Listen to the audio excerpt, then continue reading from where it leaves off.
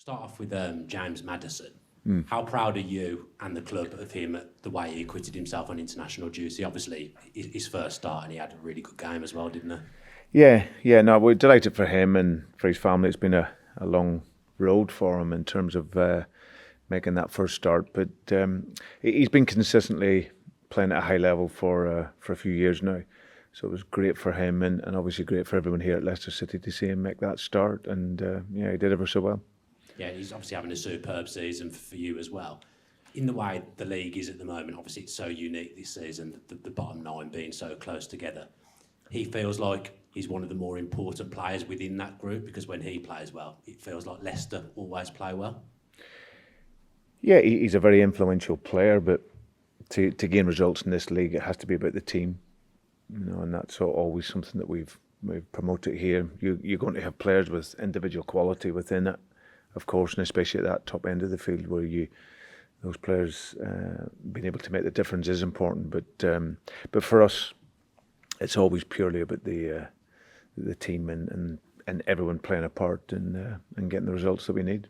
I guess playing for England as well will buoy him on. He's had a lot of good days recently. Obviously, he's had the armband in recent games as well. What does he offer you as a leader? Is he one of those players that leads by what he does on the pitch? Is he vocal as well, or does he combine everything together? Yeah, no, I think he's matured on and off the pitch, and in particular in the last few years.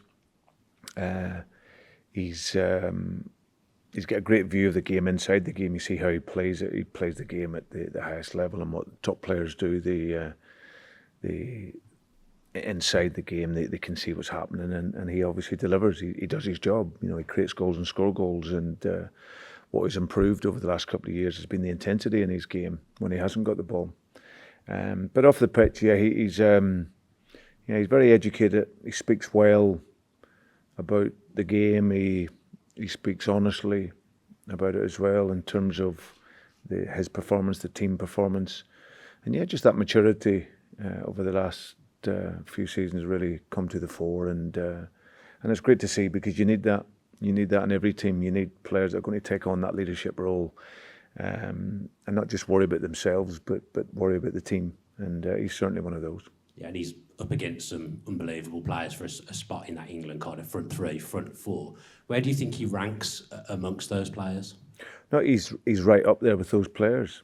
I think all he can do, like I've said earlier, is create goals and score goals. That's his job. That's what he gets paid for. And if you look at his numbers over the last couple of seasons, he's proven it. He's right up there. So England are very blessed. They have a lot of very gifted players and top attacking talents, but he's certainly in the mix with all of those. Yeah, I mentioned the unique nature of the season, and it's been a unique season in many, many ways, but that bottom nine at the moment, how are you finding being amongst that? Because I can't really remember a Brendan Rodgers side being at this end of the table, so it's probably a new experience for you as a manager as well. How are you finding that? Yeah, listen, it's different, but we haven't been consistently good enough this season to be anywhere else. So, but I've always said it's a great coaching challenge, and we've got 11 games now. We've got 33 points to play for, and we're all really focused on achieving what it is we want to do, and make sure we can climb away from safety as quickly as we can. From Saturday, the first, we've got till April the 1st, a real host of. We get 7 games, I think, in that period, which is going to be, pivotal really for where we'll finish towards the season. So starting at the weekend, it's a big month for us of games, and we're ready to attack them. Yeah, you've managed teams that have won trophies. As a manager, have you had to change anything yourself, having this very different fight week in, week out?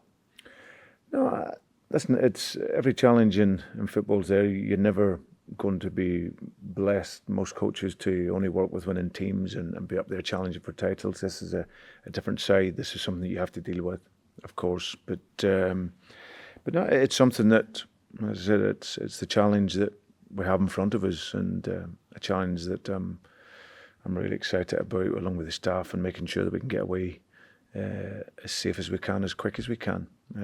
But But no, I think it's just ensuring and retaining the confidence of the players, because obviously when results are a bit mixed and not quite as consistent as you'd want them, then of course confidence can drop. But we've seen in our last game against Brentford a really difficult place. There's a fight there in the team.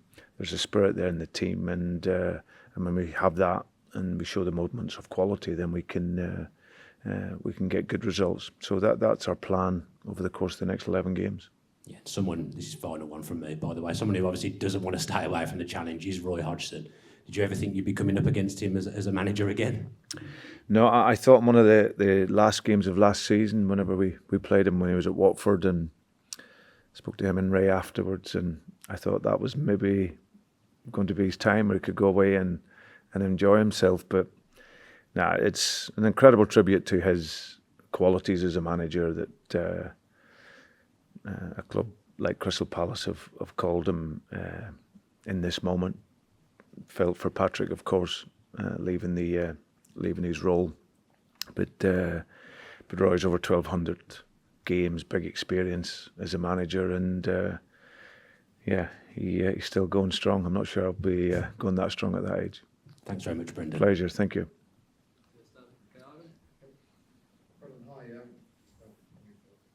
He muted it. Back on board. So, Brendan, Wilfred Zaha, I think he scored 7 goals in 10 games against Leicester. What plans have you got for him? Well, he's a very gifted player, of course, and like you say, there's certain players that have better records against teams than others. So, no, he's one that you have to manage the 1v1. I think it's important that he's never left in a 1v1 duel, because he's highly gifted in that position. So you've always got to make sure that you can have good cover on the field. I think he's very good in counter-attacking situations as well. So you've always got to make sure that the spaces are blocked that stops him from counter-attacking. But they've also got other players that are talented players. So, but yeah, we'll go there with a strong mentality, and we know that they've got players that can hurt you. But I think they'll also know from playing ourselves that we get talented players as well. It'll be cliche time in the next few weeks. 11 cup finals to come, then there's one. Half of them, more than half of them, against your rivals. So what mentality is required in this situation, in this sort of mini league that you now face? Well, I think the biggest one you need to have is resilience. I think that it will get bandied about at times about believing in yourself, and you'll hear that phrase a lot, but believing in yourself only comes from when you've gone through that pain and that hurt, and when you've got that resilience, that you have that ability to know to come through that. And I think this is a team that throughout the season we've been in adverse moments and we've come through it. When another one, we came through it in our last game, and now we go into our final 11 games, and we've got to show that resilience and that strength and mentality to come through. The talent alone is not enough. You don't win it on paper, you don't win games, and you never have done. You can have gifted players, talented players, but it's not enough. You have to have that mentality, that will, and that desire, along with that resilience, to get the results. And I believe in this group that we have that. Another obvious cliche is, a team that's too good to go down. We all know how fallible that is. How strong is the awareness in the group not to be sucked into that mentality, that you look around the dressing room and see the quality? Yeah, that's something that will never be the case. That's one of the pitfalls within the game. If you think you're better than what you are, I think we've shown over the course of this season that we can win games and win games playing really well, but we haven't been able to do it consistently enough to put us in the top half of the table. So the reality is there for us, and we cannot hide from that. So we're under no illusions of the challenge. We know some of the qualities that we have within the team, but it's more than that. It's about consistency and mentality, and when you do that, then of course you'll pick up results on a regular basis. And last from me, Roy Hodgson's been around an awful long time. We perhaps have all got our own experience of encounters with him down the years. What about yours? and what sort of a team and challenge will he lay down for your team this weekend? Yeah, no, listen, as I said earlier, it's over 1,200 games as a manager, or something like that, and managing other countries and international football and club football, and no, he's been a real inspiration for a lot of British coaches, and just his longevity and again the resilience and persistence needed to be a top manager. So now I've come across Roy's teams on many occasions, and they're always super organised. We'll all know their job. We'll all know what it is they have to do, and yeah, it's a difficult game for us. Whether it was Roy or Patrick, that's the reality of it. So, but it's certainly what Roy will bring to the team, and that'll be up to us to try and break that down. Thank you. Hi, Brendan. Hi, on. Hope you're okay.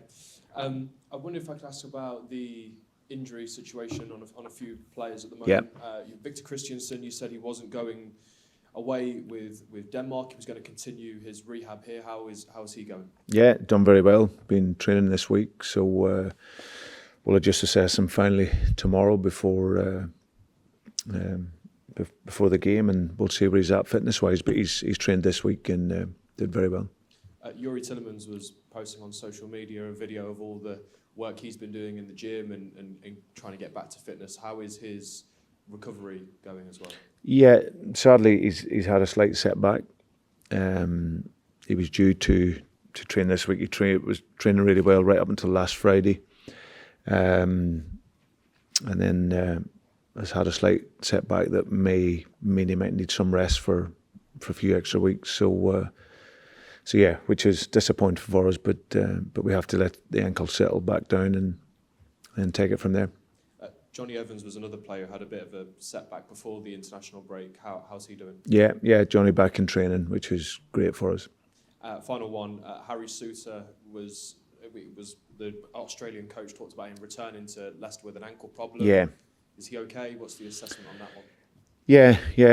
Listen, firstly, it was a big thanks to Australia, because Harry had obviously gone out there after the Brentford game, played in the game, and he had a slight knock on his ankle, which in some ways they could have kept him there to see if he could have played on the Tuesday, and then if he did or didn't, then it's a long way back for him, and then to be ready. So they took the decision to look after Harry and rule him out of the game, and sent him back early to get the treatment, which has made a great difference for us, because him travelling back has allowed him to get some treatment and get working again, and so hopefully he should be fine. But we're really grateful for Graham and his staff, medical staff, that allowed him to do that. How has everyone else come back from the international break? Both players that have gone away with their countries, but also any fresh concerns elsewhere in the camp ahead of the game this weekend? Yeah, no. Thankfully, we've everyone back, with some of the players that have played a couple of games and got some more minutes under the belt. So no, they've all come back, no injuries, and Dennis Pratt being the only one who's picked up a bit of a dead leg, but hopefully he'll be okay to train tomorrow. But yeah, everyone else has looked good. Good stuff. How have you tried to use the break that you've had with limited players because of a lot going on international duty, but how have you tried to use the break ahead of the final 11 games? Yeah, I think I said before we were breaking up that it was going to be a chance for the players to refresh mentally. It's been a long, hard season up until this point, and I just think that chance to break the cycle was important, but to come back and then really work on some of the details around our game, some of the key areas that is important for us in the players that have been left behind. So yes, I've been doing some really valuable work on the training field and reinforcing confidence with players off the pitch, and then getting them ready now for a great run in. You've talked about it already, but the bottom of the Premier League table is really intriguing at the moment because of the amount of teams that are down there and the points that separate them. I think this weekend, or in this match week, you could go as high as 12th, or you could go as low as second bottom. I wonder how you look over and analyse the Premier League table at the moment with those 9 teams that are in there. It's exactly that. All top clubs, all very close together, and you have to be really focused and just take one game at a time. Like I said, we have 7 really tough games now between now and the 1st of May, but it really is only the next one, and it's bringing everything from the very first second of the game into those games, and that's our aim. But you can only really concentrate on yourselves. You look at the fixture list; it's exciting, and we know the teams that we're playing over this period, so it gives us a great opportunity to really push away from where we are. But it's a work that we're ready for, and it's going to be a great challenge for us. Final one from me, Brendan. But is it easy to manage that situation internally, because your where you will finish in the Premier League table is still very much in your own hands, and that it is in your control still? Does that make it slightly easier to manage, or? Yeah, always. I think whenever our culture has always been positive and based on developing players, and that's irrespective of we're sat in £120 million training facility, but it accounts for nothing if your culture's not right inside of that. So for us, we've always been about developing players and improving players and allowing them to play with a level of confidence that allows them to perform. So that's the nature of our work, and up against these other teams who've equally talented players, we can only focus on our own job, and we believe if we do that, with and without the ball, we will be in a good position, like I've always said. Brendan, thank you very much. Best of luck. Pleasure. On Saturday. Thank you. Okay, Mark, hi, Brendan. Good Hi, to see Mark. you. Hope you're well. You've brought notable success to this club, so I'm just wondering how it might feel for yourself to hear fans chanting for you to leave. Listen, the success is in the past. The supporters have always been brilliant in my time here, and I understand frustration. It's not a position that the club have been in for a long time. But I can only be focused on the job, which is to steer us clear away from where we are. And all you want is for the supporters just really back the team over this next period, because when they do that, it gives the team so much energy and so much hope in the games, and we've seen that on many a time since I've been here. So yeah, I never think about myself. It's natural if you're not winning as consistently of what you've done before, then you come under pressure from supporters, but I always respect that. I'm a custodian of their club, and they want to see the club doing better, and that's my responsibility. And just on that, you've almost hinted at the next answer there. Do you think that supporters generally are ever justified in chanting or wanting a manager out vocally? Listen, it's the supporters work hard all week, and a lot of them pay hard-earned money to come to games, and they can very openly give the opinion that they want to. And like I said, if you're not playing as well as you would want, then of course it'll come to you. And I've been in the game long enough to understand that, and I respect the opinion of whoever it is, but especially our own supporters, because in the time here in the main they've been absolutely brilliant. But it's been a tough gig this season for them, and I think we've seen it throughout the country as well, in other grounds and other places. But my focus is purely to give them what they want, which is to make sure we're in a real good position by the end of the season, or the best position that we can be in, which is in this league, and then we go forward again in the summer.